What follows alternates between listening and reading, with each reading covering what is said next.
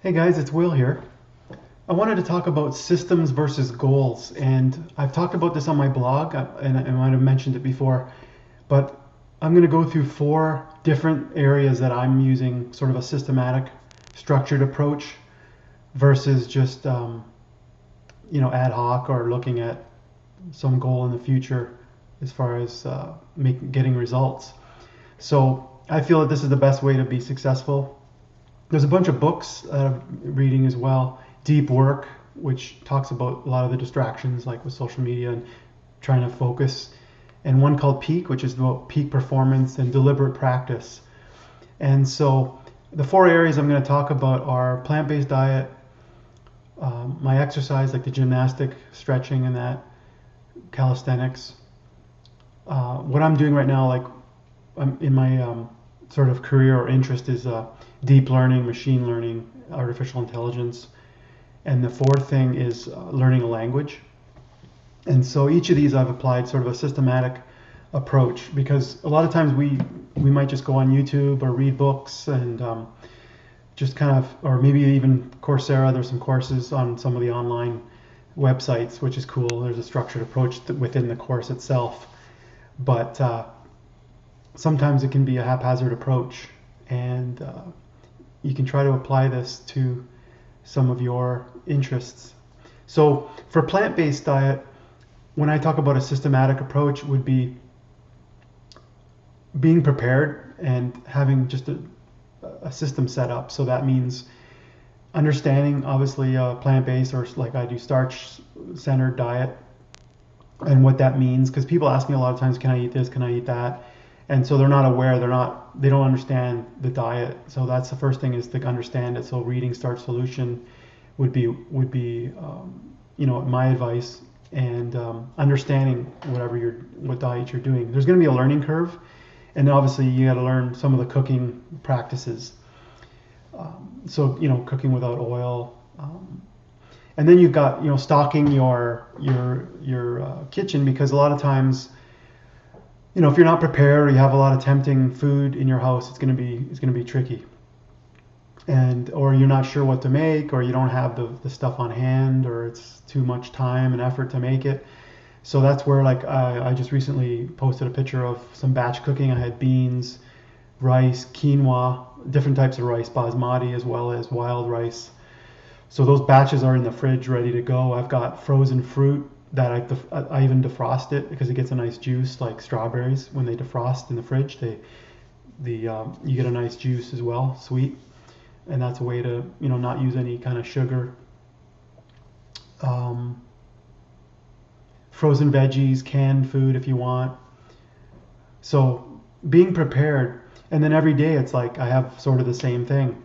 I might have cereal, like, or oats with fruit, bananas, strawberries, with soy milk, like a cereal. Um, I might have for dinner a stir fry rice with veggies. And I fry up the onions, the garlic. I throw in peas and broccoli and kale and carrots, celery, and then I, add the rice that's I've cooked as a batch. Just dump it in, add turmeric, and you can top it with soy sauce, sriracha, and so the starches, the way I cook them, it's very similar every time. You fry up your veggies, add in your pasta or your rice or your noodles or whatever, potatoes, stuff like that. So it's a very, and you just do that day after day. So you've got the systematic approach. If you're struggling every day, like, I don't have the food, what should I eat? I don't know how to cook this and that. I don't have the utensils or the tools. It's going to be a struggle. So getting the food that you need, stock up your fridge and your cupboards, having the tools for cooking, frying pans, and various tools that help, garlic presses, and I've got the Cuisinart 5-in-1 grill. Some people have Instant Pot and a blender like Vitamix, or even a food processor potentially. So having all that stuff, and that just creates the system. And then you just cook, just make the stuff every day, and it's pretty straightforward and easy. I don't really think about it very much. So the second thing I'll talk about, I'm going to open up my browser here, is this. I talked about this the other day, is gymnastics. So if you're doing calisthenics, which I used convict conditioning, where you're progressing. So you want to have a system. You're going to do these 6 exercises 2 or 3 times a week, and you're going to slowly progress along the chain so that they get harder and harder. With this system here, you can see here it says 4 by 24 seconds. So you're going to hold this bent hollow body hold for 4 sets of 24 seconds each. And that started out maybe at 10 seconds each, 3 sets or whatever, and it's kind of increased over time. And then when you say that it's too easy or easy, they the next time they up the intensity, or they change the exercise so that you're progressing. And that goes for all sorts of different exercises. If you're doing weightlifting with weights like in a gym, you're going to want to increase the reps until you hit 12, 3-4 sets, whatever. Once you can do 12 reps or whatever the number is, you can increase the weight, go back down to 6 or whatever, and then so you're on each of these exercises you're going to make some progress. So that's the second sort of systematic approach. Now, a lot of people, like, sometimes when you're not making results, you might just go to the gym and go on machines or do whatever seems to be available. If people are on it, you switch it around. Maybe distractions with social media or chatting, and so even stretching, like I've been doing, it's like a 45-minute routine that I follow along, because otherwise I would just not do the stretching, or I would do it really quick, and this is all time now, like 2 minutes or for a certain hold, and it just forces me to do a regimented approach. So that's kind of the second thing that I've applied a systematic approach to. So like I'm not, as far as the goals go, when I talked about that in the back of my mind, I want to be able to do a split, or I want to be able to do whatever exercise. Or with diet, you want a certain weight loss, but that's in the back of your mind. But every day you're looking at, what am I doing? Do I have the food prepared? Do I know how to cook the food? And do I have it, what do I need to get and have that in the cupboards in the fridge? So with this stuff here, I'm just looking at every day, am I doing it? And what was it easy or too hard or whatever, and just progressing. So I've got this long-term approach. So like with this stuff, I know it's going to take a year or 2 or more to get some of these stretches, because I'm pretty tight from 40 plus years of sitting on the computer and playing guitar, and just generally speaking, people, if you don't keep your body loose, it's probably not going to be loose. It's going to tighten up over time. So these are just some goals that I have. You might have other ones. I'll show you 2 other things. So I have an IT and an engineering background, a master's in engineering, and I was looking at, I kind of stopped doing the IT stuff. It was kind of boring, and but I've recently got interested in some deep learning, artificial intelligence, machine learning, and there's a lot of math, statistics, programming, stuff like that. So I was looking around and watching YouTube videos and signing up for some Coursera courses and that, but I found this Data Quest, and they go through a systematic approach of what you need specifically, and it's all like in the browser, calculations, coding, practical stuff, getting things done, analyzing data, doing graphs. It's not just watching videos and trying to, thinking that you understand it. So there's all sorts of courses, step 1, step 3, 4, 5. It goes up to more advanced topics, step 6, 7, 8, 9, 10. So I actually paid for this. It's but I just keep going through, and it shows you the percentage complete. And I was kind of bouncing around, and sometimes I'd look at something that was way too difficult, and it would get frustrating, and you can be tempted to quit. So there's a thing like Khan Academy, if you're looking at any type of calculus, algebra, and physics and that, and you can just go through videos and do assignments and questions. So this is the third thing that I've sort of decided that was going to be a systematic approach.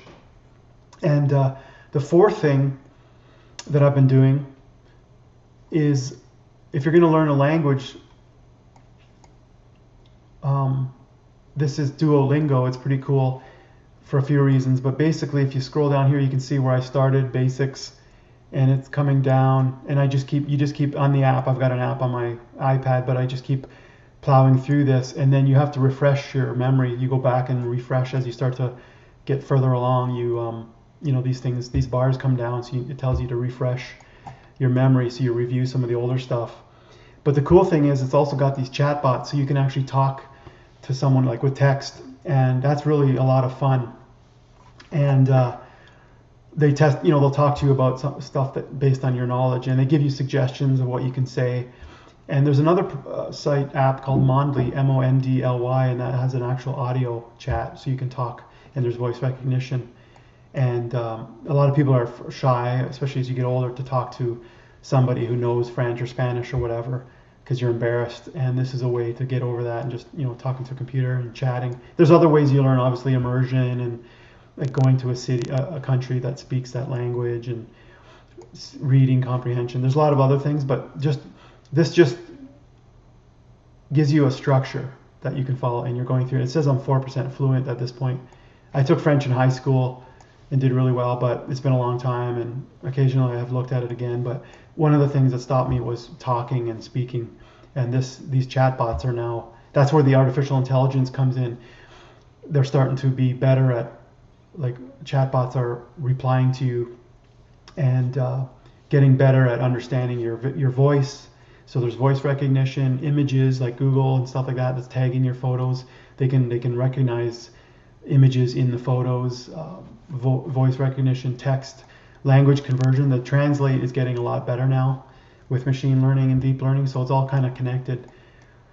So I just thought I would show you 4 systematic approaches that I'm using myself. And what you can do is, with the deep work, is you can set sort of timelines. You can say, okay, in the morning I'm going to do an hour workout, and then at night I'll make half an hour. This could be 5-10 minutes a day, but because it's better to do things every day. So a lot of people might, diet wise, there's a lot of parallels in all this where they go really strict and then they bomb out because it's too hard, and then they end up going off the rails. And if you just do stuff consistently every day, that's where you get the results. And if you didn't stretch for a while and then you try to overdo it and you hurt yourself, or you don't study a language for a while and then you try to cram it in, or you're not eating, you're eating crap and then you try to start dieting. And so all these things are because everybody wants that instant result. And if you just look at a longer term approach and just say, okay, I'm going to do this, and try to enjoy the experience every day, and just make progress as best you can. So I hope that helps. It's just what I've been working on these days is applying a systematic approach to what I'm learning. And I still have obviously long-term goals, but I'm not really focusing on that end result as much as what I can do every day to make progress. So hope that helps you guys. Talk to you later.